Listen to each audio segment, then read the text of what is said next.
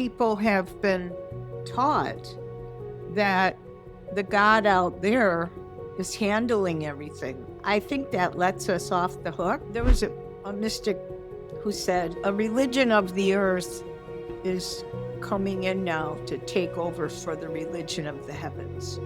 The new spirituality that's coming into focus now is one that would have us understand the nature of our own creative ability and responsibility.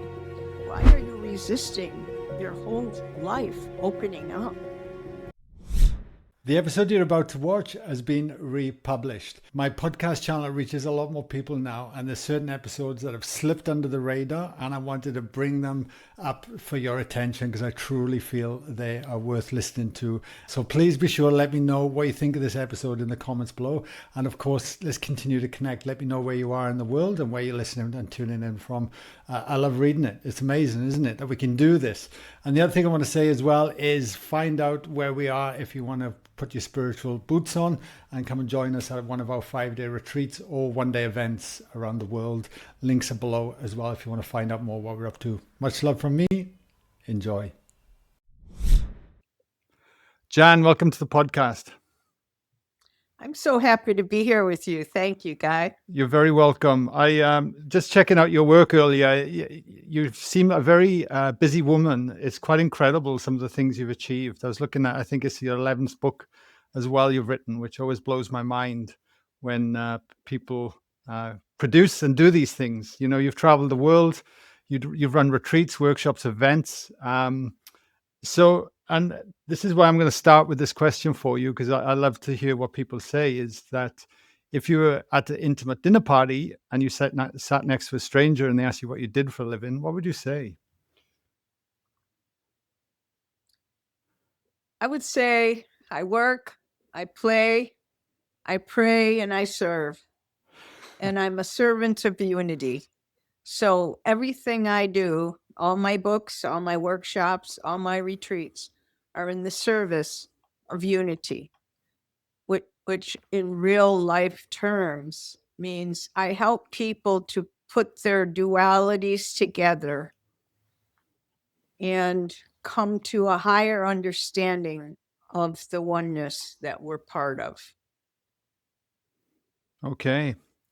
Sounds a little tricky, but it's no. not. What's your typical response? Do you find yourself you're just around people that are searching for those things, or do you find people are just closed off to these things, open to these things? What's been your experience?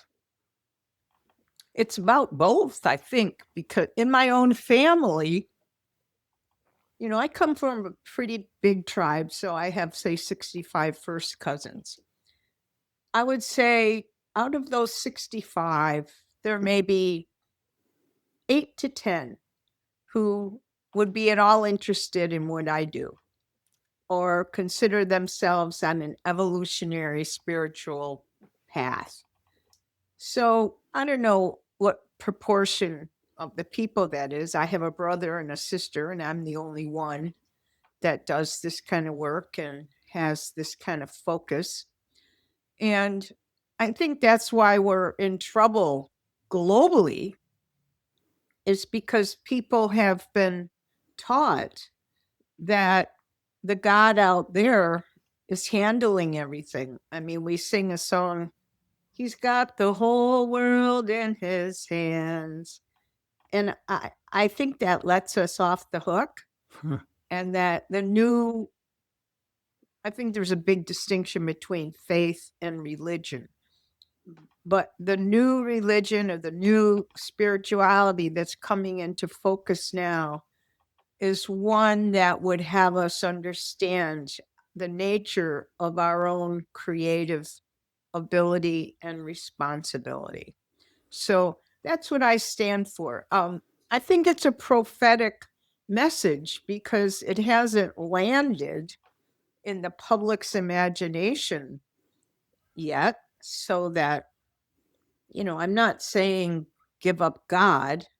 I'm just saying elevate yourself to the status of sacred and see that we have, from our imagination inward, the ability to create. I mean, you and I created that we're sitting here today, that we're going to have a 45-minute long conversation, and that you're going to broadcast it out to the world. We created that. And now we know that we're going to be influencing people's thoughts. So that's not something God is doing.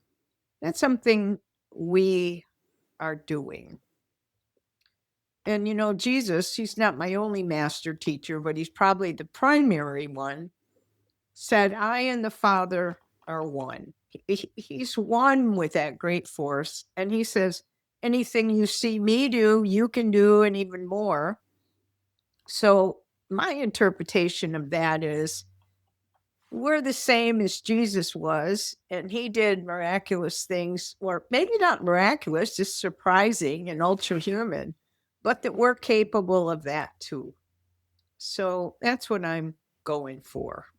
I love it, Jan. I love it. That's what I'm a stand for. Yeah. It's fascinating, and this conversation comes up quite a lot on my podcast because,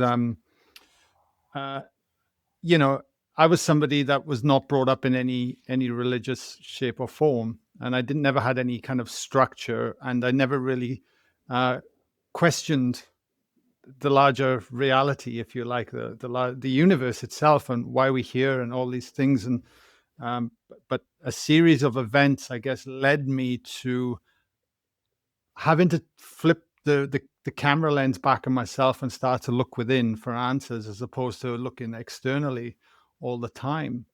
And but it took me a long time before before I kind of started to get there. And my genuine concern is, at the moment, is then having some experiences to, I guess, reinforce a new belief structure within myself and who I am and what I'm actually capable of. Looking outside in the world today, I feel so many of us are still very disconnected because there's so much fear. There's so much uncertainty going on. How do we start to then, in your view, how do we then start to get back to connect back to that deeper aspect of ourselves? Well, this is the part that's so weird, because it's very, very easy. It doesn't require money, luck, good looks, or a particular sex or gender. It's totally accessible, but the experience relies on us making a time commitment to take the call, right? So every day, I say, every day, if you really want to have the extraordinary life you came here to have, to understand the purpose of your life, to be ensconced in the passion of it, then you have to make a commitment to have a relationship with the invisible forces.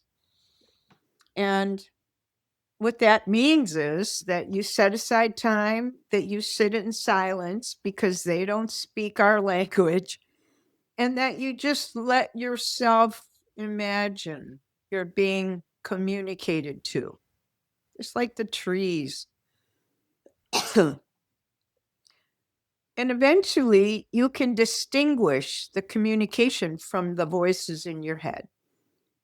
And it happens more and more consistently, more and more profoundly. And your life opens up like the bud flowers.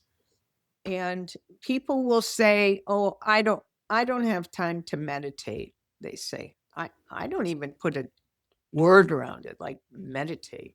I just say, shut up and say hello and just acknowledge, every morning. I light my candle because I don't do closed-eyed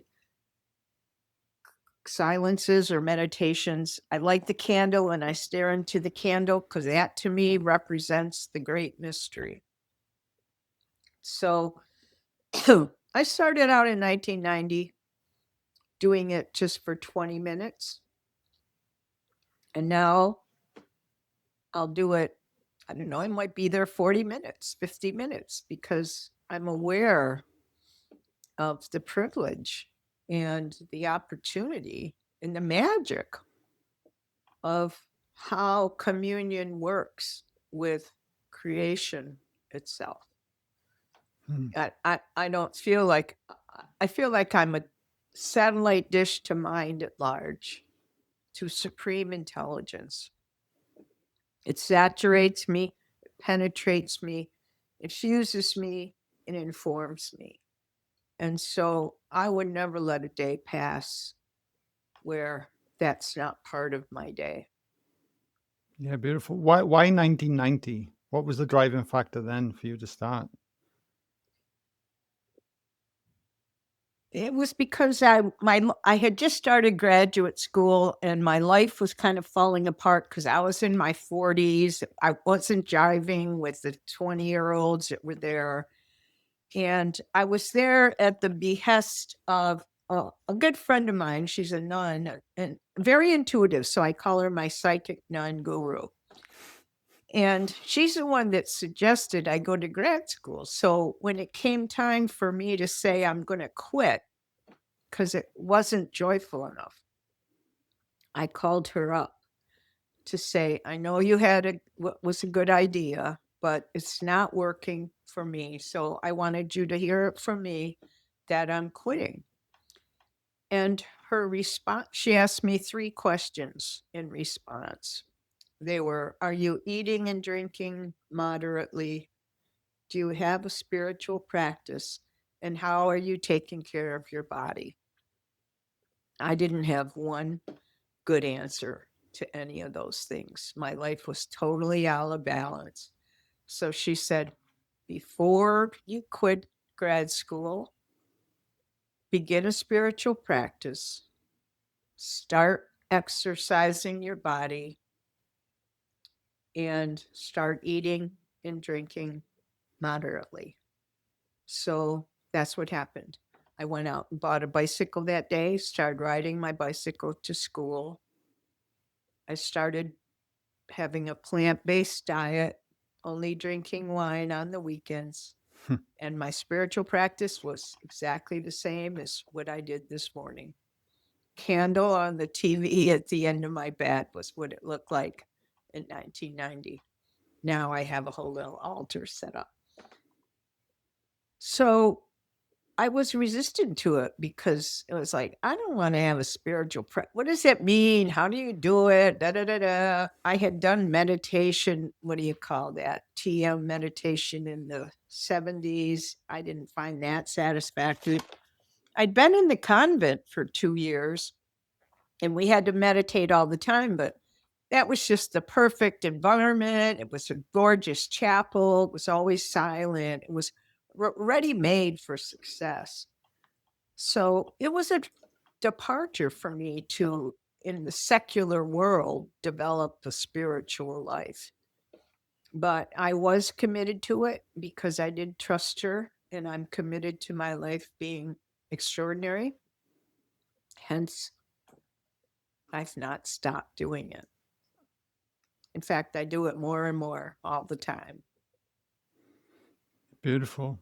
I thinking about that, what was coming into me then was because I watched your TEDx talk recently, and you talk about the 100-watt light bulb. We're born like this radiant, bright light when we come to planet Earth, and over time, culturally and everybody else's opinions, it's kind of, I guess, dims our light that's within us. And I was thinking about that very thing when as you were sharing how you got into your practice. And what really struck a chord with me researching you, Jan, was that you spoke about you were contemplating suicide by the age of 12.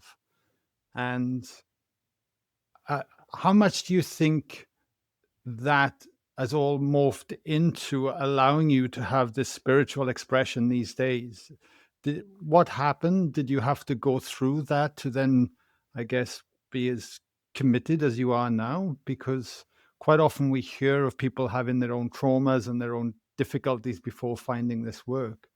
Do you think that needs to be the case? There's quite a few questions in there, so I'm just going to I don't open know it up that to it you. I don't know that it needs to be the case. I do think that our wisdom comes from the turbulence that we accept and process and recover from. So for me, that I was 12 years old and suicidal was because I realized then in puberty that I was homosexual. And there were no kind words for that phenomenon in back in the Wow. mid 60s. It was awful. Let perverts, queers, lessies, bull dykes, faggots. That's all you ever heard. And every message you got from movies, culture, TV, your parents, the church, the nuns, was that hardly anything is worse than a homosexual and that it's a terrible sin. So I was a very uh, good Catholic. I believed everything. And so I believed that really hard. And believing it meant, uh-oh, I'm such a terrible person. I was made wrong. So this is wrong with me. So I'm just going to kill myself. And so I was saved by my sixth grade nun who recognized she didn't know why I was in trouble, but she knew I was looking very sad and depressed and no vitality. So she started this campaign of positive reinforcement. She got my mother involved with it. So for a couple months, the two of them spent a great deal of energy affirming me and applauding me. And one day it happened that the little sad caterpillar flew off in butterfly form. And when that happened, I made the connection. Oh my heavens, nuns have some kind of magic wand or superpower, or I want to be one of them because they do magic. She saved my life. And so I decided then at age 12, I would become a nun. And that never wavered.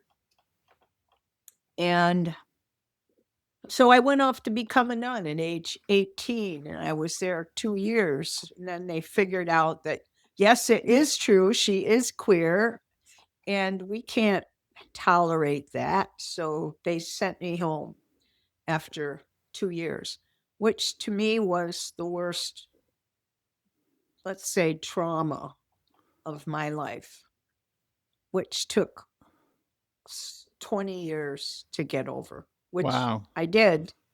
But I think that has been contributing to the magnitude of my life, that I worked so hard for all those years to reconcile that terrible rejection and disappointment. And my life is turning out to be a magnificent experience and opportunity for me to be a voice about the difficult things. That's why I have 11 books, because every time I encounter what people are saying, I can't do this, I can't do this, because usually it's because of cultural, religious messaging. And it's people are just permeable to be, we allow ourselves to be covered up, to have our light bulb be covered up by the debris of other people's bad thoughts. It's like we were walking through a dust storm and we're not protected and we come out covered with dirt. So the metaphor of thinking of ourselves as 100-watt bulb means we have to consciously clean ourselves off, make sure we're operating from our own original thoughts and not from thoughts that we've accumulated or inherited from any other authority but ourselves. I think you used the term infosynthesis. Is that correct? I did use that term. Yeah. It, it's a term that its partner term is photosynthesis. And I think humans experience infosynthesis. And if you take a tree, how does photosynthesis work? They do magic because they take nothing and convert it into food, sugar, chemicals, everything that the roots, the branches need. The tree converts sunlight and moisture into food because they have a magic ingredient. The magic ingredient is called chlorophyll, and that allows them to do that transformation of nothing into something, of air and sunlight into food and nutrients. So, and I think we're nature. So when I think, oh, the trees do it, the plants do it, called photosynthesis, we do it. How do we do it? Well, human beings take in information, right? And we convert it to inspiration. I convert, I have music, I write songs, I sing, I have CDs, I write poetry.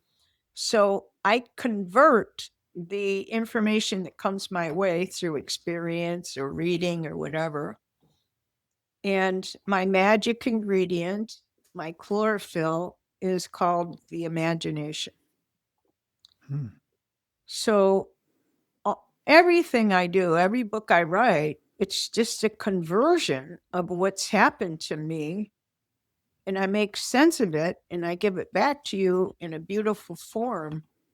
And that would be called creativity, but it's what we're all doing all day long. Most people don't even do it consciously, but I do it consciously. And we begin to select the thoughts that we want to hang on to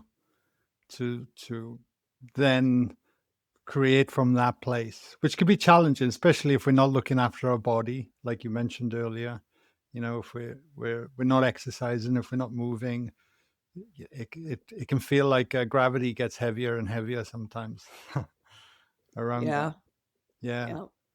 I'm I'm curious as well that because you talk quite a lot about beliefs and I was hearing an interview with you. It was quite an old one, and I'd love to touch on this as well because I think it's very poignant to what's going on in the world right now. Where you shared a bit of a story that you were doing interviews on people's values, I think, in a small town, and you were quick to put people into a box and pigeonhole a belief if they're not actually fitting into your belief structure or paradigm. I don't know if you can recall the story that you were talking about with a gentleman you want to interview, and you never wanted to interview him because he had all these Yeah. magazines sprawled out to the table. Because she was a right wing John Birch, staunch conservative, racist guy in the South. And I was at his house to interview his sister, who was the mother of one of my friends. And so while I was there at the homestead in Pineville, Kentucky, Arthur, the man, comes home. I'd already seen his space in the house when his sister showed me around the house. She said, "This is Arthur's space." It was a living room. That's where I saw all the John Birch materials, all the stuff about guns, all the just materials that made me feel not safe, not loved. Like this guy certainly would not appreciate that I was gay. And so I had categorized him as don't want to spend any time with him. So I was done interviewing. Her name was Babe Logan. I was done interviewing her. And then Arthur comes in the house and he says, "When will you interview me?" which made me feel like I can't just say, "No way, Jose." And I looked over at Babe and she goes, "Well, stay overnight and do him in the morning." So I did that. I stayed overnight. At 8:30, Arthur tells me, meet him outside on the front porch. We go there. I have my little pad and paper. I'm all ready as a journalist to do a interview. And he just stands up and he goes, "Follow me." He's got his little walking stick, his little hat on. So he starts walking around the yard and pointing out things with such verve, with so much love and vitality. I remember him pointing over to the black walnut things that had fallen off the tree, and he points his cane over there and he goes, "Look at them walnuts over there. How does it happen that in a short period of time, those nuts become so hard, I can't even open them with my hand. I have to have a hammer or a tool to open them up. And when you open them, look what's inside, the richness that's inside. What power is loose in the world," he'd say. "What power is loose in the world?" And then he'd swing around to where he's got garden with these corn stalks growing. He did the same thing about corn. Because you open up that stalk of corn, what are you going to find? You're going to find row after row of golden kernels all lined up perfectly, like a miracle. What power is loose in the world? And so now his reverence for nature, his reverence for life itself, his own vitality is just like being exported out of him right into me. And I fell in love with Arthur that day. And so that little box that I had put him in disappeared. And tell you the truth, I stayed for the next 3 days because he wanted to show me the whole land. And Wow. so we basically got very, very close because we were outside in nature, in his woods for those 3 days, very intimate understanding of the natural world and how sacred it is. And he confessed to me before I left. He said, "Here I am, 87 years old.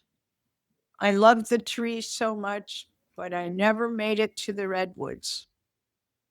And I said, "Arthur, you're only 87. There's still time. Get on a bus. You can go to the redwoods." He says, "No, I can't go. I'm too old. I let it pass me by." So I left, and I was only going to small towns. And so I would always go to the drugstore. I'd go to the card section. I'd look for a card that had a tree on it, and I'd send it back to Arthur saying, "Dear Arthur, it's not too late. Get to the redwoods." And so he probably got 12 or Oh, wow. 15 of those cards from me because I was on the Good road on you. Yeah. for 3 months, right? And then when I get back to Syracuse, New York, I go to pick up my box full of mail from the post office.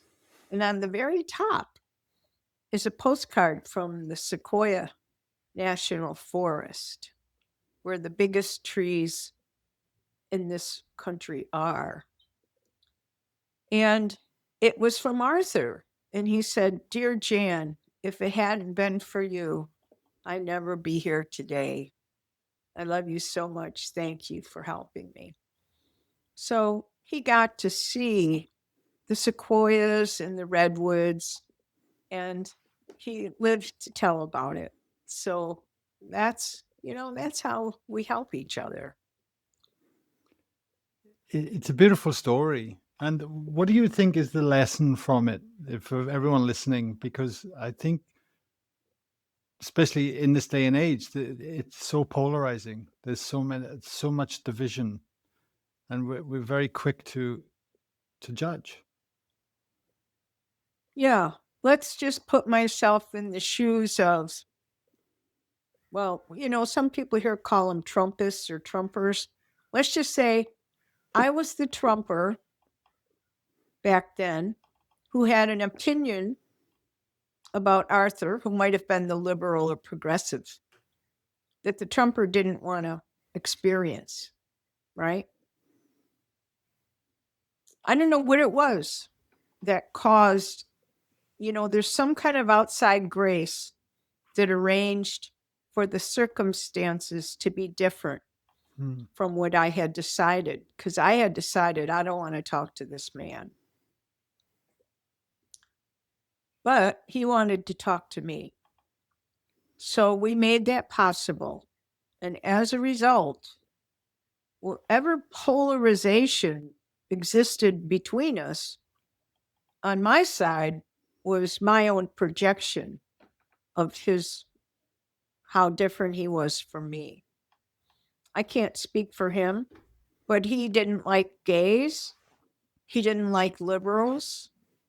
He didn't like pacifists. I was in all those categories. So I knew, based on his politics, that if he knew those things about me, he wouldn't be so friendly. But grace occurred and led us into Mother, into nature. And there we fell in love with each other. So I think there's a couple lessons in it. One is, be careful who you lock your gate on, because you might be keeping out people that are very lovable. And I think the second one is, never forget you can help somebody achieve their dream that they wouldn't be able to accomplish on their own. Beautiful. I'm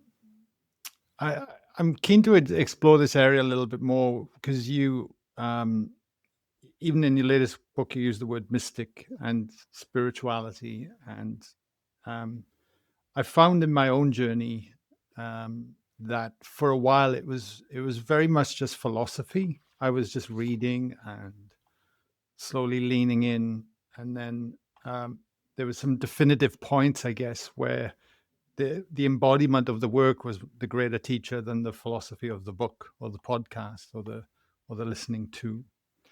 And with somebody like yourself that, clearly had some trauma, like you said, you had a very traumatic experience at 21 when you were asked to leave, from being suicidal at 12 years old.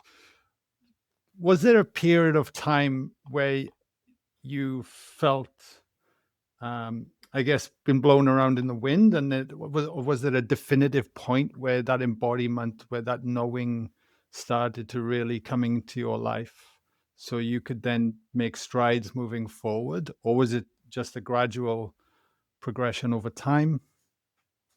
I'm curious. I think on the spiritual level, yeah, I was blowing around in the wind probably for at least 10 years, from kicked out when I was 20 and found my path when I was in my 30s or 40s, maybe 49 to 99, in my 40s. So I spent a lot of time adrift, spiritually speaking. I was a political activist, social activist, feminist, gay activist, did a lot, marches. I'm a photojournalist, so I covered all the demonstrations. It started out being the anti-nuclear work. My trip around the world was, anti-nuclear.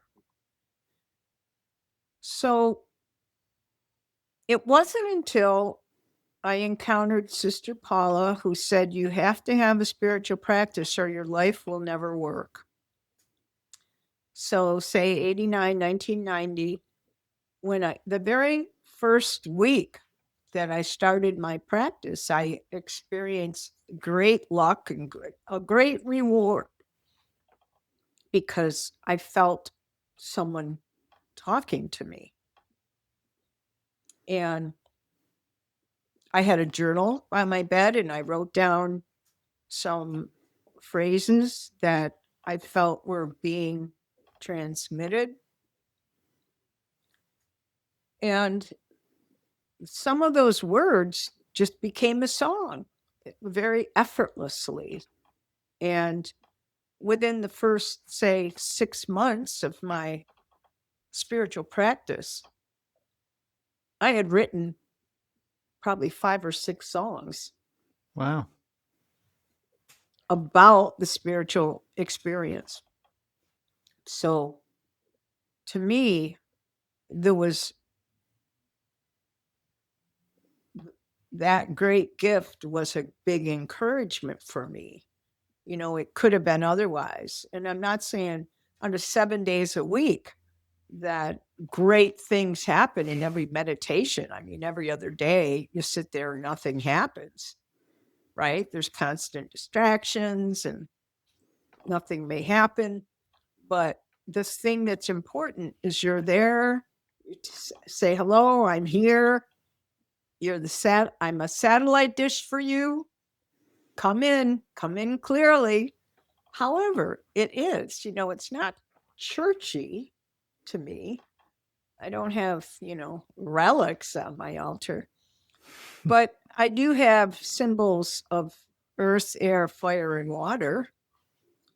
I think there was a mystic, Teilhard de Chardin, who said, a religion of the earth is coming in now to take over for the religion of the heavens. And I think that's what's true, that we all learned Moses, Abraham, Jesus talked about heaven, and that was at a time when people thought the earth was flat. And the theology at the time, had different stratospheres. They could draw where heaven was. And we stand here, and then there's the air, and then there's heaven and the clouds. So you end up with the Sistine Chapel representing what heaven looks like, God on the cloud. Everybody probably has that image in their head from seeing it somewhere. God on a cloud, the beard, the angels, etc. But I think it's the job of us as evolutionary creators, conscious creators, that we're now co-creating the universe. Initially, it was just the universe being created, the unfolding of divinity. But now humans have evolved and we have consciousness and we have power and authority. And so my town looks like it looks because I'm in it. I make a dent in San Diego.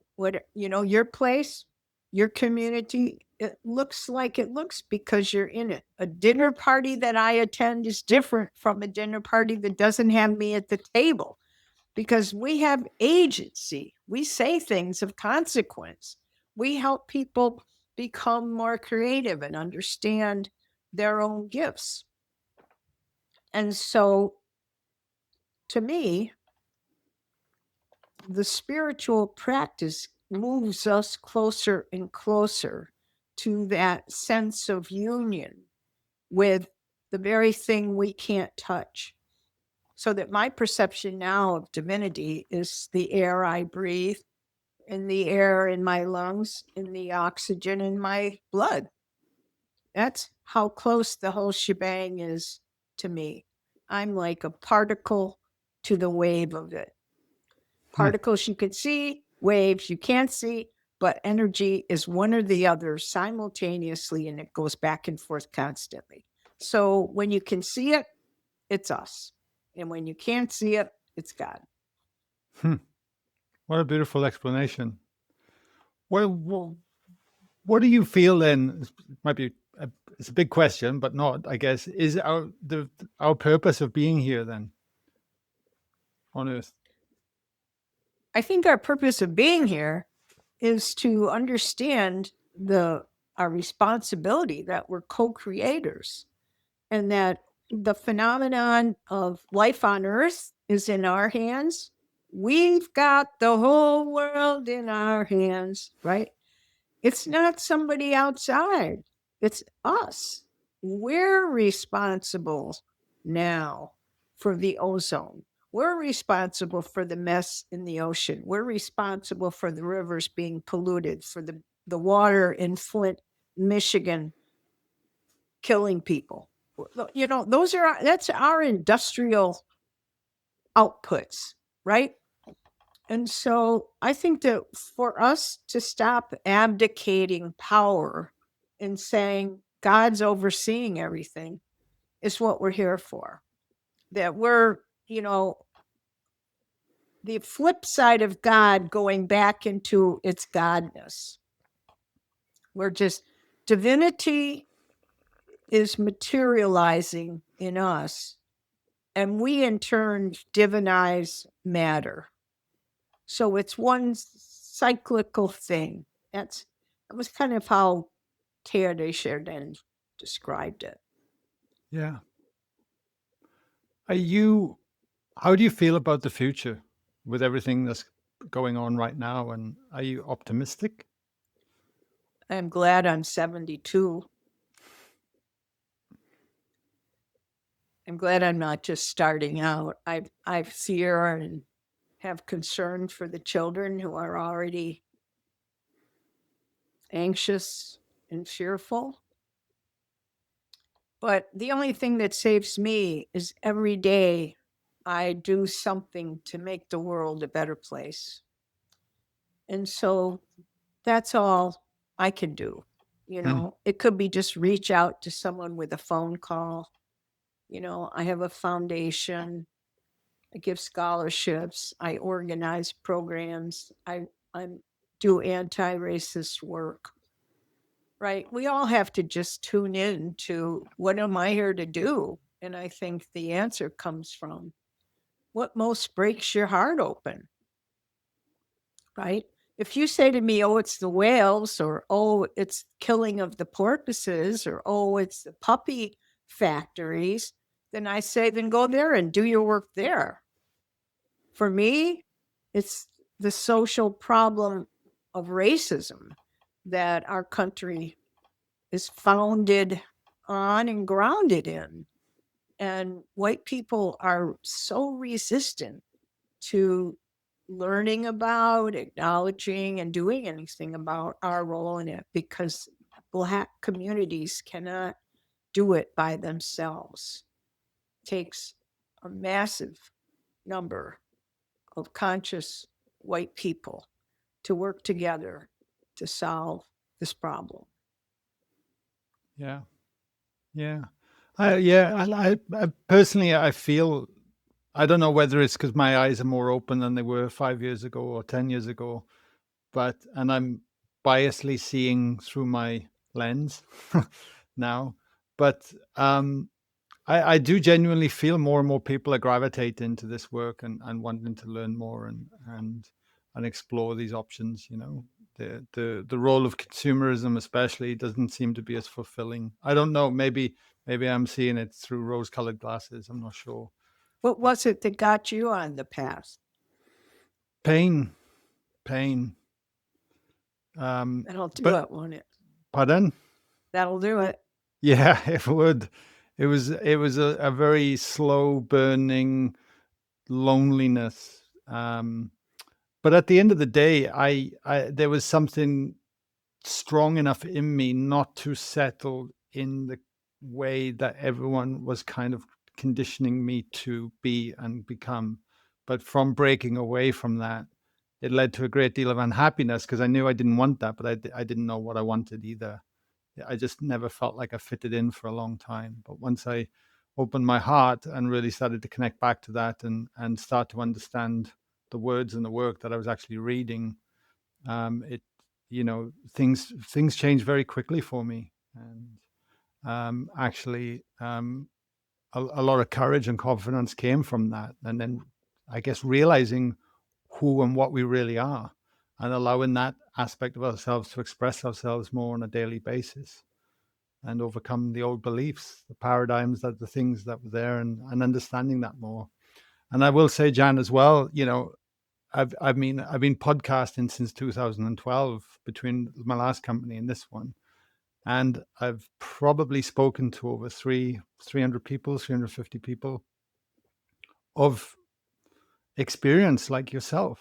And every time I sit down with someone, I learn something new. I always come in with a beginner's mind, and it's astonishing what how that's impacted my life as well. So it's wonderful. And what resonated with me with what you shared then was that you know where the pain is in your heart, if you follow what breaks your heart and start to lean into that. For me, it was once I had these realizations is that other people don't realize their own potential, and that was what was really getting to me, hence why I started this and following that. And by doing that, things have continued to open up for me. So Good. yeah, it's been very special. I got a couple of questions for you before we wrap things up.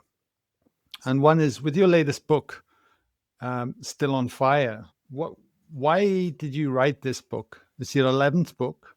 And what are your hopes to come out of it? Well, there's two major things. One is the subtitle is Field Notes from a Queer Mystic. So I wanted to speak from the experience of an outsider who's been marginalized and criticized and hurt by many institutions along the way, because I have nothing to lose now. And there are plenty of LGBTQ people who have a lot to lose, starting with their lives by coming out. So that was one, to give the perspective of a person who's a good person, a social activist, doing good work, was in the church, did become a nun, and has left that all behind in order to be the one who experiences the great mystery and speaks from the perspective of present to this, not just yearning for it. I tell everyone I'm not a seeker, I'm a finder. So I have found what I was looking for. And so the best thing that this book can do for the reader is, one, help them figure out how to get disentangled from religious doctrine that they've inherited that might be hurting them or constraining them or keeping them from their own authentic magnitude. So that's one thing, because religions try to keep us small. Families try to keep us small. Basically, it might be that they want to protect you. Like when the kid comes out to the parent might go, "Oh no, the kid might get killed. She's going to suffer terribly. Let's keep her in the closet." Right? Let's tell her, change that plan, become something else. It's their fear of very real danger, but it's never helpful. So it shows all the steps in the inside, the bottom side, the underside of all the decisions we need to make in order to rule out that other people have anything to do with the direction of my life. So I think it's very valuable. It's not just for LGBT community. I think it even offers more to people who are not gay, because they have never had this experience and they've never been able to look at it from the inside out. So my feeling is, just like when I read books like about white privilege or racism, the caste system. Caste was one of those books. I mean, I've got like 8 or 10 books on my bedside stand now that have me become aware of racism, because I'm hearing from Black voices who are guiding me into experiences that I never had because the privilege of my white skin. The same would be true for a queer to guide the reader into an awareness of how frighteningly dangerous this life has been and continues to be for people who are on the margins, like LGBTQ people. Yeah. Yeah. No, thank you for sharing. I think in some ways we all feel a bit like outsiders if we and don't fit in, depending on our upbringing and what we've been doing. So, I like you said, I think it'll relate to a lot of people.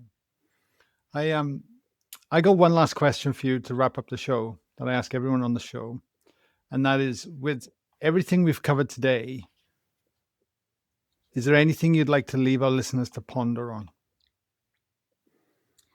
Yeah, most importantly, I'd like them to ponder on why it really, why are they not true to a spiritual practice? Really explore what keeps you. Because even if you set aside 5 minutes a day, let's just say five. I said 20 for me, but say five. And just the only rules are solitude and silence. Don't have your puppy there. Don't have your toddler there. And light a candle because that could help.